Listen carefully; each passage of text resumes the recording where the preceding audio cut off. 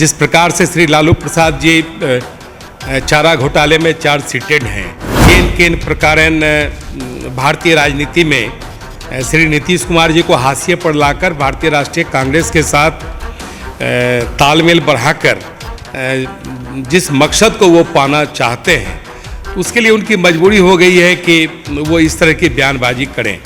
और जिस प्रकार से तमिलनाडु के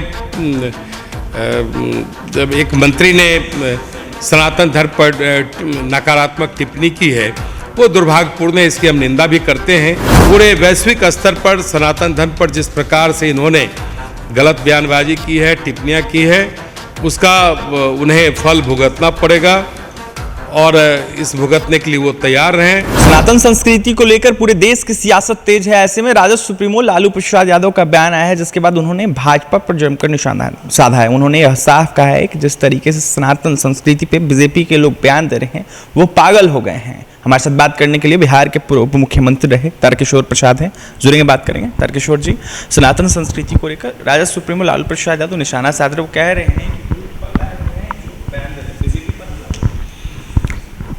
देखिए, तो आश्चर्य है कि जिस प्रकार से श्री लालू प्रसाद जी चारा घोटाले में चार्जशीटेड हैं और ये इन प्रकारन भारतीय राजनीति में श्री नीतीश कुमार जी को हाशिए पर लाकर भारतीय राष्ट्रीय कांग्रेस के साथ तालमेल बढ़ाकर जिस मकसद को वो पाना चाहते हैं, तो उसके लिए उनकी मजबूरी हो गई है कि वो इस तरह की बयानबाजी करें। और जिस प्रकार से तमिलनाडु के जब एक मंत्री ने सनातन धर्म पर नकारात्मक टिप्पणी की है, वो दुर्भाग्यपूर्ण है, इसकी हम निंदा भी करते हैं। और INDIA की जो बैठक मुंबई में हुई, उसके बाद से जिस प्रकार से INDIA के अलग अलग घटक दल सनातन धर्म पर लगातार हमला कर रहे हैं, तो इस तरह का हमला सिर्फ एक वर्ग विशेष के तुष्टीकरण के लिए हो रही है।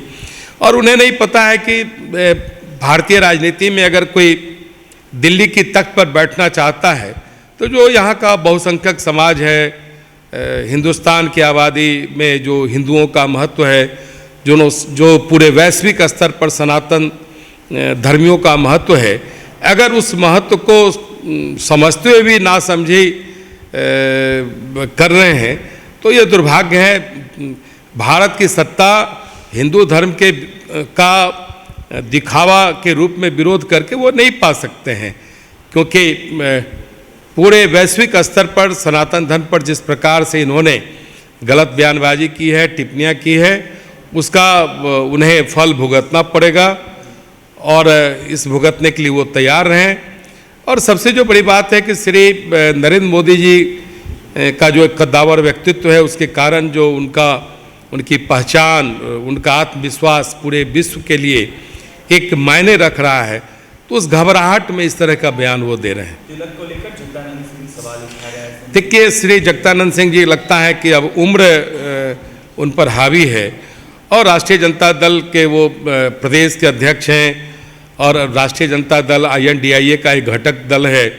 भले पार्लियामेंट में इसके एक भी सदस्य लोकसभा में नहीं हैं, लेकिन वे बड़े घटक दल के रूप में आज वो और उनके नेता बात करते हैं। तो श्री जगदानंद जी की मजबूरी हम समझ रहे हैं। वो श्री लालू प्रसाद जी के परिवार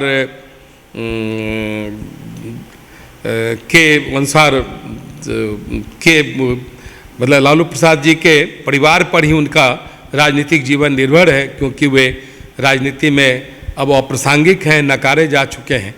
तो इस तरह का बयान देकर वो राजनीतिक जीवंतता बनाने का जो प्रयास कर रहे हैं, ये उनकी राजनीतिक जीवन की सबसे बड़ी भूल है। और बिहार और देश की जनता इस तरह के बयानों को बर्दाश्त नहीं करेगी।